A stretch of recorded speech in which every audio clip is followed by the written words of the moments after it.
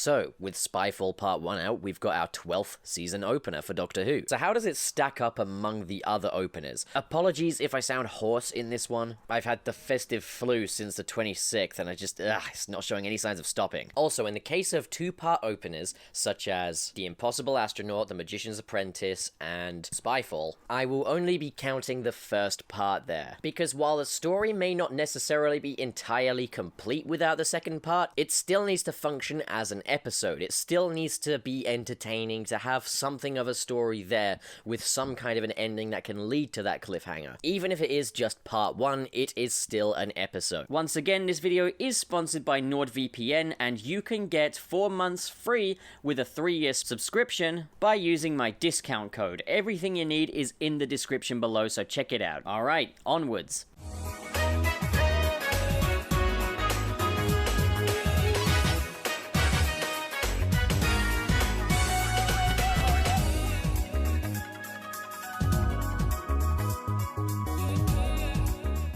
Okay, so coming in at 12th place as the worst of the 21st century Doctor Who series openers, Asylum of the Daleks. Asylum of the Daleks basically ticks just about every single box for how not to make a Doctor Who episode, for how not to handle drama, for how not to handle the Daleks. This is an episode that is, in every single aspect, the exact opposite of what it is supposed to be. So we bring back the Daleks, the Doctor's arch nemesis, and treat them simply as staging for the drama to unfold. You give them a motive, a goal, a mission that they want to achieve, and the Doctor must be stuck in the middle of all of that. But their motive for this episode is completely and utterly fundamentally broken, and while we're at it, the Daleks have been completely flanderized, breaking just about every fundamental rule that there is to go with the Dalek character without any proper rhyme, rhythm, or reason. So you then take that staging and use it for the drama aspect, the drama being completely insincere. Amy and Rory, two characters that we're very attached to because they're main protagonists. We've kind of seen them grow up together, fall in love, get married, and now they're getting a divorce, and worse yet, constantly taking pot shots at each other. For starters, their reason for being in the episode is that the Doctor typically has companions with him, so the Daleks figured, yep, we gotta bring him along anyway. So not only should they not be there, but their divorce story takes up the lion's share of the episode. But why did they get divorced?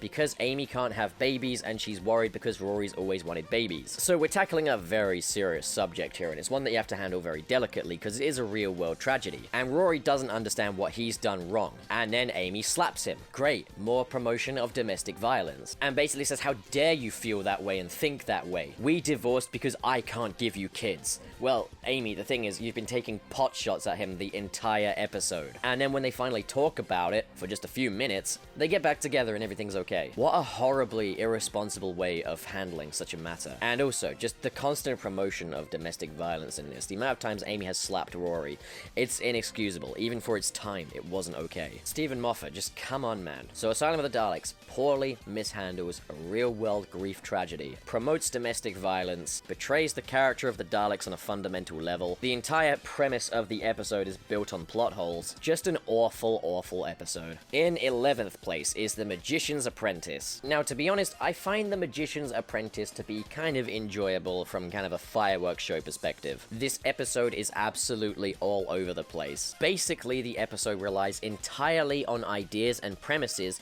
that have become cliches over the course of Doctor Who's modern tenure. The Doctor has gone missing, again, and Clara's off to go find him, and she teams up with Missy to do so. And the two are pretty friendly with one another, considering that Missy literally killed her boyfriend, but okay then. Basic cause and effect character interaction clearly doesn't come natural here. And it turns out the Doctor is spending his days living it up in style, rocking out, in a moment that truly jumps the shark, where the Doctor rocks up on top of a tank with Ray-Bans on, playing electric guitar, yelling, dude. Like, what the fuck? How is anyone supposed to react to this? And it turns out the Doctor's kind of on a farewell tour because he's going to die.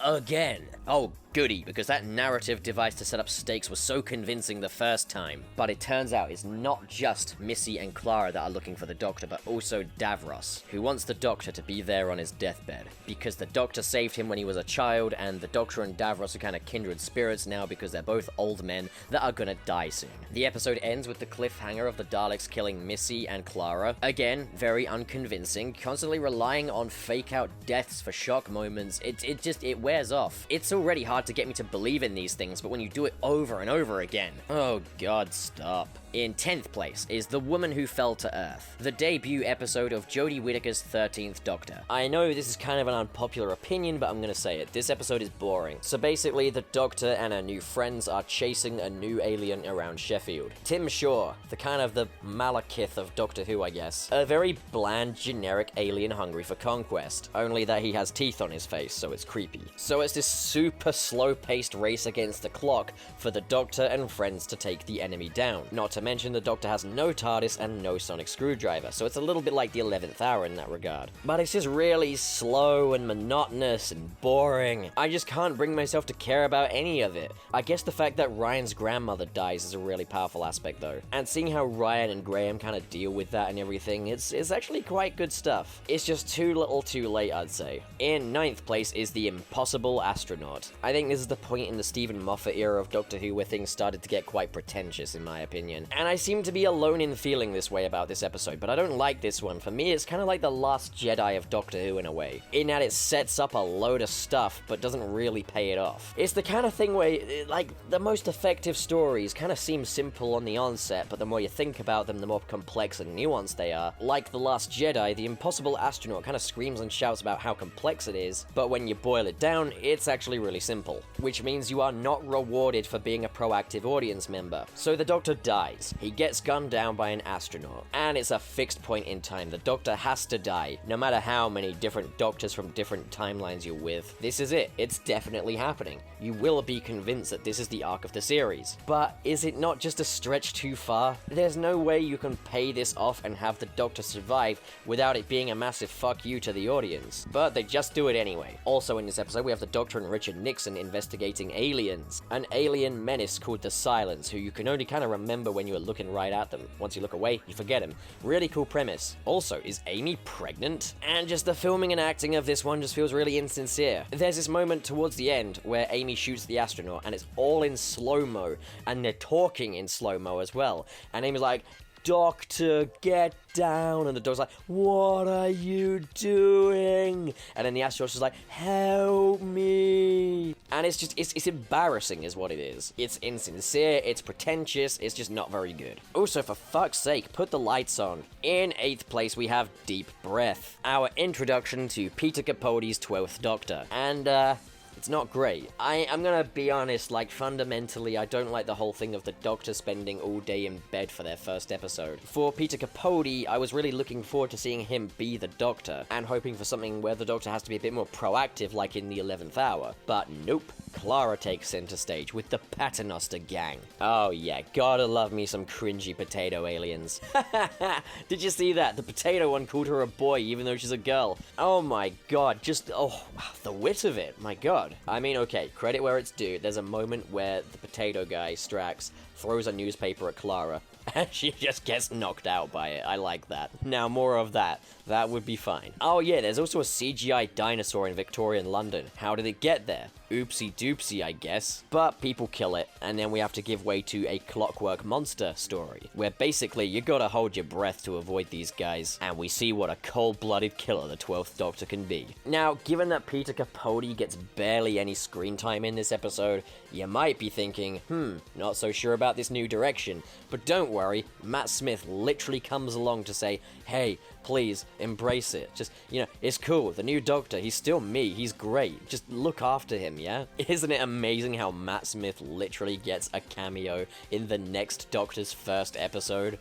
Just shameless. In 7th place is Partners in Crime. Alright, I think this is where the openers get good. Partners in Crime is one of the sillier openers, with quite a silly, cheesy premise. A new drug has been invented, and basically when you take it, your fat literally just walks away, literally, taking the form of sentient aliens called the Adipose, and it's down to the Doctor and Donna Noble to investigate. It's simple, it's fun, it's effective, and kind of cute in places too. It's not a groundbreaking opener by any stretch, it's quite a soft one for what it's worth, but it is enjoyable. In 6th place we have New Earth. Again, a very silly and campy episode, with kind of a body snatchers kind of a vibe to it, meets Zombie Hospital. And with that, it's a fun romp in the future. Again, one of the simpler, softer season openers, but that's fine because we're having a good time. In 5th place is Spyfall. And look at that, you managed to make it in the upper half of the list. Where Spyfall shines the most is the characters of Ryan and Yaz, going off to do their own investigations, with the entire TARDIS team going on a world adventure to investigate aliens targeting spies. There's a lot of action moments and good character development. Graham, of course, is a scene stealer, but then we get that big reveal aboard the aircraft. And,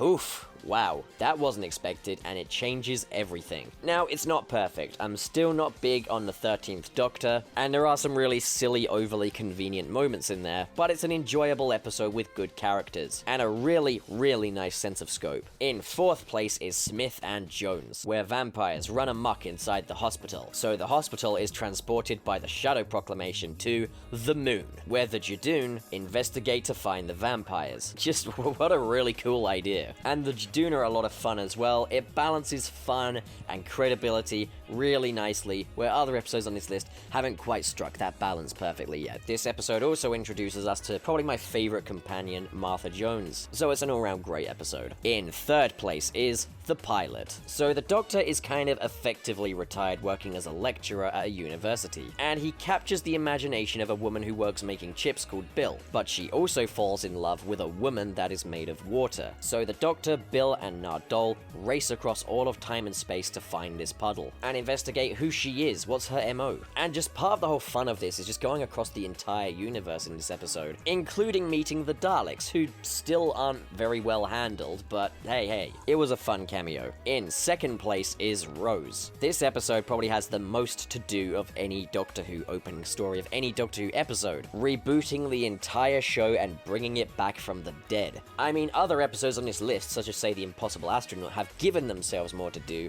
but it just feels like busy work. The bottom line is just keep it simple. This episode introduces us to Rose, the new companion, who will introduce us to the new Doctor, Christopher Eccleston, who are investigating the Autons, sentient shop window dummies, with guns, as they search all of London for the source of their power, the Nestine consciousness. And everything just falls into place so wonderfully with this episode. The cast of characters and the cast of actors are all excellent. The scope is just right. It's tongue-in-cheek, but still has credibility. It's just this perfect storm. And now, in 1st place, the best Doctor Who opener we've had, the 11th Hour. The 11th Hour is so fresh in the way that it introduces our companion, Amelia Pond, in how she perceives the Doctor and when the Doctor arrives and how all of her friends have heard of him, believing him to be an imaginary friend, and how we explore this massive new cast of characters, only to never see them ever again after this episode. It's absolutely phenomenal though. Matt Smith also nails his debut as the Doctor. In terms of the overall premise, the Doctor crash lands in the garden of a little girl, and she's pretty troubled, no parents in sight, and there's a crack in her wall, and it's kind of scary. The Doctor goes to investigate, promises he'll be right back. When he comes back, she's a fully grown adult. He's mistimed it. So it's kind of this story of him kind of re-entering her life, but then it turns out there's an alien lurking on Earth called Prisoner Zero who's escaped, and the Shadow Proclamation are here to do something about that, and their plan is, if they can't get Prisoner Zero, they're gonna boil up the entire planet. So it's a race against the clock to get Prisoner Zero, but also to get the Shadow Proclamation to stop fucking blackmailing everybody. A great episode, a great ending, and a promising start to the Stephen Moffat era, which sadly never reached that momentum ever again. Right, so, what do you guys think? Comment below and discuss, and as always, if you enjoyed this video and you want to see more like it, don't forget to hit subscribe, hit the like button, and in the description below are the links to my Patreon and my Twitter. Thank you so much for watching, guys, and have a great day. That's a cute outfit. Did your husband give it to you? because you could get a way better costume from Zentai Zone. Check out their range of custom-made, tailored superhero costumes. Ridiculously good quality, value, and customization. Link is in the description below, as well as my coupon code CHANNELPUP, where you can get a discount off of your purchase. And while you're at it, why not get your suit designed by my talented buddy Dan from New Blood Dan's workshop? You can contact him via the link in the description below. Seriously guys, you do not want to miss out on your chance to be your favorite superhero and feel authentic and professional. And you don't want to miss out on that Channel Pup discount.